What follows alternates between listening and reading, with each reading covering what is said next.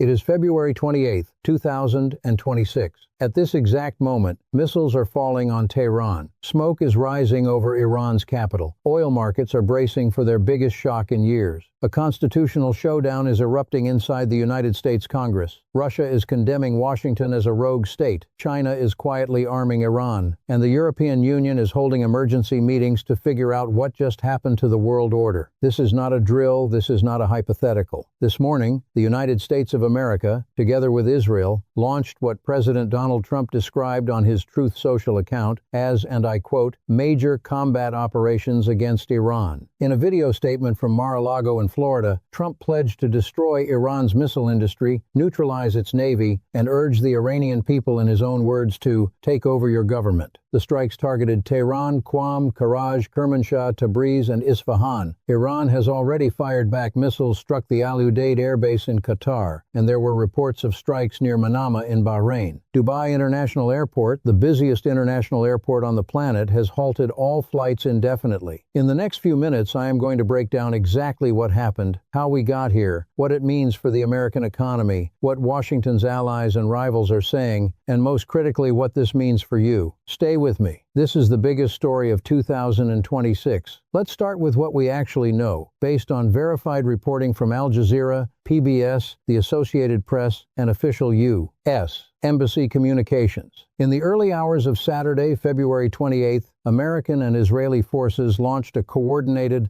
large-scale military assault on multiple locations inside Iran. A U.S. official confirmed to Al Jazeera that the operation was a joint military campaign, not a unilateral Israeli action, and not a covert mission. This was an open, declared act of military force by the world's most powerful nation, executed alongside its closest Middle East ally. The U.S. Embassy in Jerusalem immediately directed all American government employees and their families to shelter in place until further notice. The Israeli government closed its airspace to all civilian flights, and every commercial flight out of Ben Gurion Airport was canceled. Simultaneously, the U.S. Embassy in Doha, Qatar, issued a shelter-in-place order for all American personnel, recommending that all U.S. citizens in Qatar do the same, as Iranian retaliatory missiles began striking the region. President Trump, monitoring the operation from Mar-a-Lago, alongside Pentagon Chief Pete Hegseth and Air Force General Kane, announced in a video statement that the operation was aimed at eliminating threats from the Iranian regime. He framed the attack in part around Iran's alleged nuclear weapons development and in part around what he described as Iran's brutal crackdown on its own people. Trump claimed the Iranian government killed at least 32,000 protesters during massive anti-regime demonstrations that had erupted across more than 100 Iranian cities beginning in late 2025.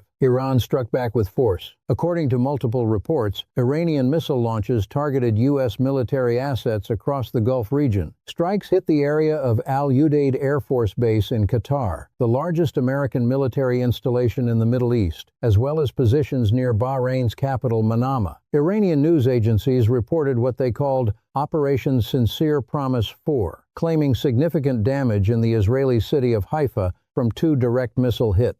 Missile intercept activity was reported over Jordan and Oman. The skies over Doha were photographed with trails of intercepted missiles. Iraq's Iran-backed Kataib Hezbollah paramilitary group, which had a headquarters near Baghdad, was also struck. Iraqi militia factions announced they would begin targeting U.S. bases across the region in retaliation. This is not, it must be said, the first time the U.S. and Israel have struck Iran in this era. According to the Wikipedia timeline of the 2026 Iran-United States crisis, previous strikes in the summer of 2025 had hit Iranian nuclear enrichment sites. But the scale of today's operation is dramatically larger. The targets are broader, and critically, the Iranian retaliation is far more extensive than anything seen in 2025. To understand today's attack, you need to understand the months that led up to it, because this did not come out of nowhere. In late January 2026, Trump used his Truth Social platform to issue a series of escalating public ultimatums to Iran. On January 28th, he declared that a massive armada is heading to Iran. The U.S. had deployed a second aircraft carrier, the USS Gerald R. Ford, to the Middle East. Satellite imagery obtained by CNN showed 11 newly arrived US F-22 stealth fighter aircraft deployed at an Israeli airbase in early February. These are the most advanced combat aircraft in the American inventory, designed for both air-to-air dominance and precision ground strikes. At the same time, diplomatic talks were underway. On February 6th, Iran and the U.S. held indirect nuclear negotiations in Muscat, Oman. A second round followed in Geneva. A third round took place on February 26th, just 48 hours ago, also in Geneva. According to CNN, that third round failed to produce a major breakthrough. U.S. Special Envoy Steve Witkoff and presidential son-in-law Jared Kushner were leading the American side, while Iran's Foreign Minister Abbas Araghchi led his delegation. Iran insisted that domestic uranium enrichment must continue under IAEA oversight. Washington demanded that enrichment be halted entirely. Neither side moved enough. According to CNN's reporting at the time, while diplomatic meetings were still ongoing, Navy Admiral Brad Cooper, commander of U.S. Central Command, had already briefed Trump on potential military options in Iran. Vice President J.D. Vance told the Washington Post just 2 days ago that, "I think we all prefer the diplomatic option, but it really depends on what the Iranians do and what they say." What the Iranians said apparently was not enough, and the military option was activated. This sequence of events, talking peace while deploying missiles, has drawn sharp condemnation internationally. Russia's Dmitry Medvedev accused the U.S. of using its nuclear negotiations with Iran as a deliberate cover for military planning. That characterization, disputed by Washington, is now echoing in capitals from Beijing to Brussels. Inside the United States, the political earthquake triggered by this morning's strikes is nearly as significant as the military one. President Trump did not seek congressional authorization before ordering the attack. Under Article 1 of the U.S. Constitution, only Congress holds the authority to formally declare war. Under the 1973 War Powers Resolution, the President must notify Congress within 48 hours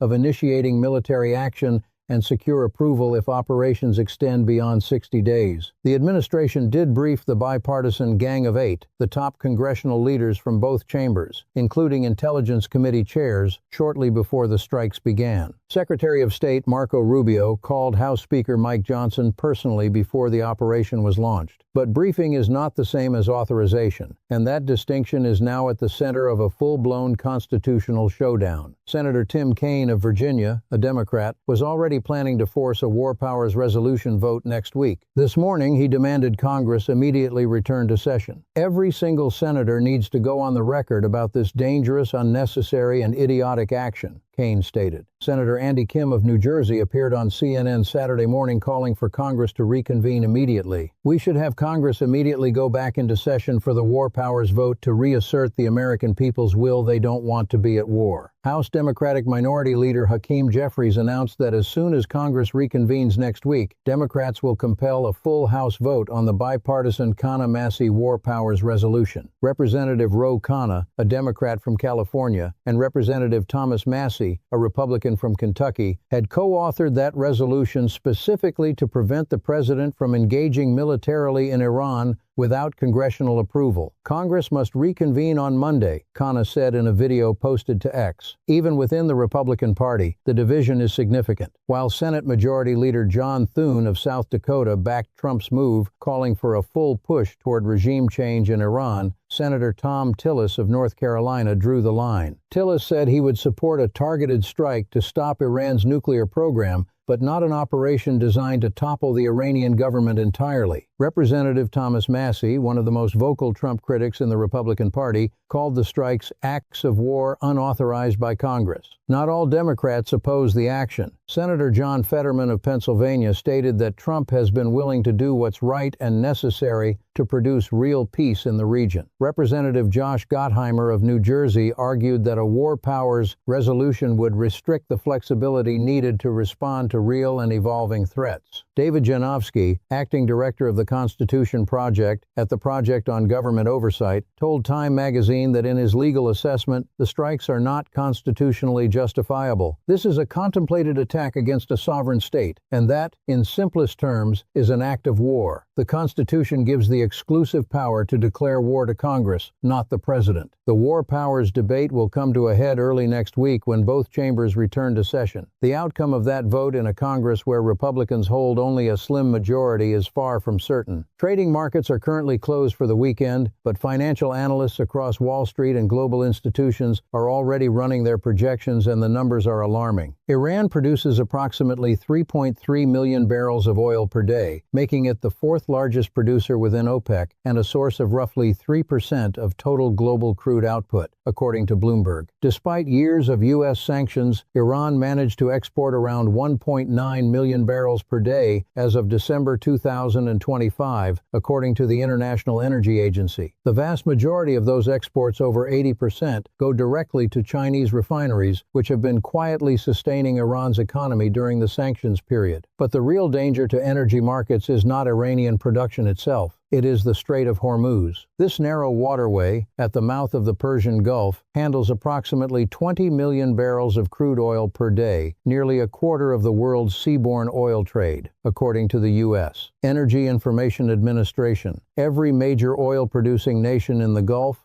Saudi Arabia, Kuwait, the UAE, Qatar, Iraq, ships its exports through this single choke point. Iran has repeatedly threatened to close the strait in the event of a major military confrontation. Bloomberg reports that if Iran were to block access to the strait, it would trigger a spike in oil prices and potentially destabilize the global economy. Lombard Odier, the Swiss private bank, estimated that a temporary spike to $100 per barrel or higher is entirely plausible if the strait is disrupted. Before this morning's strikes, Brent crude, the global benchmark, had already closed Friday at $72.87 per barrel, up 2.87% on the day, reflecting weeks of pre-conflict risk premium. When markets reopen Monday, analysts are projecting immediate volatility. Alicia Garcia Herrero, chief economist for Asia Pacific at Natixis, told CNBC she expects a rough and risk-off open, with global equities potentially down 1 to 2% or more, U.S. Treasury yields falling 5 to 10 basis points as investors flee to safety, and oil jumping 5 to 10%. Patrick DeHaan, head of petroleum analysis at GasBuddy, projects an oil price increase of 5 to 10% and estimates that average U.S. gasoline prices, which are currently around $3 per gallon, will likely rise to at least $3.10 to $3.15 per gallon in the coming weeks, with the potential for much larger increases if the conflict escalates. Joseph Brusuelas, chief economist at RSM US, offered a note of measured caution, stating that history has shown that price increases are temporary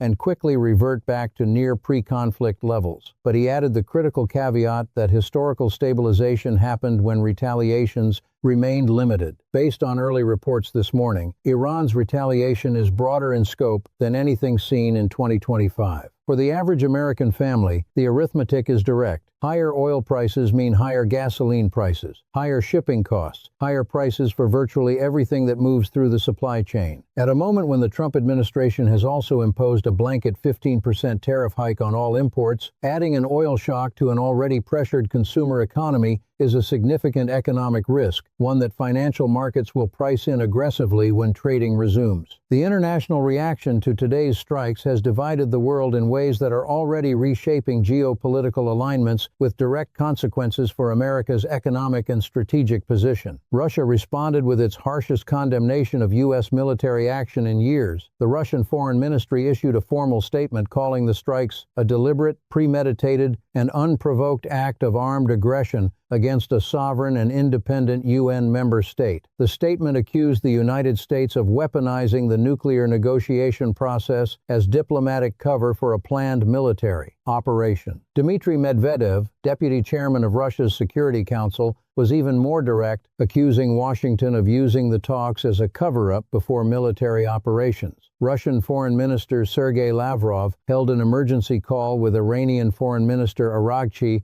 at Tehran's request. The Kremlin demanded an immediate return to a political and diplomatic track, and stated that responsibility for the negative consequences of this man-made crisis lies entirely with the United States and Israel. What makes Russia's condemnation geopolitically significant is not simply the rhetoric, it is the context. Washington and Moscow have been engaged in their own tentative diplomatic reset over Ukraine. Today's events add a severe new strain to those negotiations and increase the risk that Russia doubles down on support for Iran, whether through intelligence sharing, diplomatic protection at the UN Security Council, or potentially more direct forms of assistance. China's position is even more economically charged. Beijing issued a formal statement through its foreign ministry urging an immediate halt to military actions and calling for dialogue to respect Iran's national sovereignty, security, and territorial integrity. But according to analysis published this morning by Modern Diplomacy, China's real-world response goes significantly beyond diplomatic statements. Beijing reportedly accelerated deliveries of arms and technology to Tehran in the weeks leading up to today's strikes. Intelligence reports from February 27th indicated that China shipped loitering munitions known as kamikaze drones and air defense systems to Iran before the attack began. Iran is reportedly close to finalizing a deal to purchase Chinese CM-302 supersonic cruise missiles designed specifically to penetrate ship defenses and threaten naval forces, potentially including American carrier groups in the Gulf. China also began in January 2026 a strategy to replace Western software in Iranian government and military systems with closed Chinese systems resistant to American and Israeli cyber operations. From a purely economic standpoint, China's stake in Iran is enormous. More than 80% of Iran's oil exports go to Chinese refineries. If Iranian supply is disrupted, or if the Strait of Hormuz is threatened, China faces a direct energy security crisis of its own. That makes Beijing's interest in this conflict deeply material and means the U.S.-China economic rivalry just gained a volatile new front. Europe reacted with alarm, convening emergency meetings across multiple capitals. French President Emmanuel Macron called the strikes an outbreak of war that carries serious consequences for international peace and security, and announced he would call for an urgent UN Security Council meeting. European Commission President Ursula von der Leyen and European Council President Antonio Costa issued a joint statement calling the developments greatly concerning and urging all sides to avoid steps that could weaken the global non-proliferation framework. European Parliament President Roberta Metsola warned against a spiral of escalation that could threaten the Middle East, Europe, and beyond. Britain, France, and Germany jointly called for a return to U.S.-Iran nuclear negotiations. Spain's Foreign Minister José Manuel Alvarez stated plainly, "Violence only brings chaos." The European response is significant for U.S. economic relations because Europe is simultaneously Washington's largest trading partner and the one partner most vocal in opposing the current trajectory of American foreign policy. At a moment when the Trump administration's tariff policy has already strained transatlantic trade, the Iran strikes add a new dimension of tension to the U.S.-EU relationship that could complicate cooperation on sanctions, trade, and defense. As of this recording, the situation is still actively unfolding. Here is what informed observers are watching in the hours and days ahead. First, the critical question is the Strait of Hormuz. Iran has long held this card. If Iranian forces move to block or meaningfully disrupt the strait, even temporarily, the energy market shock would be on a scale not seen since the 1970s oil embargo. The OPEC Plus producers group, which includes Saudi Arabia and Russia, is holding an emergency meeting on Sunday where they will reportedly consider whether to boost production quotas beyond the previously planned 137,000 barrels per day in an effort to offset Iranian supply disruption and calm markets before they open Monday. Second, watch the U.S. Congress. Both the House and Senate return to session early next week. The Massey War Powers resolution will come to a floor vote, and it is genuinely close. If a handful of Republican senators or representatives break with the president and vote to restrict the operation, it will be the most significant congressional assertion of war powers authority in decades. The outcome of that vote will shape the legal and political framework for everything that follows. Third, watch oil prices at the Monday open. The range of projections from serious financial institutions varies enormously, from a 5% spike that stabilizes quickly to a scenario involving $100 per barrel or beyond if the strait is disrupted. Either outcome carries different implications for American consumers, the Federal Reserve's interest rate posture, and the broader U.S. economy. Fourth, watch the UN Security Council. France has called for an emergency meeting. Russia holds a veto. China holds a veto. The geopolitical maneuvering at the Security Council in the coming days will determine whether any international diplomatic framework can be assembled around this conflict or whether it escalates further without guardrails. Fifth, watch for the status of Iran's supreme leadership. Multiple unverified reports, and this is important, unverified have suggested that Supreme Leader Khamenei may have been cut off from contact following the strikes. The Iranian government has not confirmed these reports, and they must be treated with caution. But if true, they would represent a dramatic escalation of the operation's stated objectives and would significantly increase the risk of a chaotic and unpredictable Iranian response.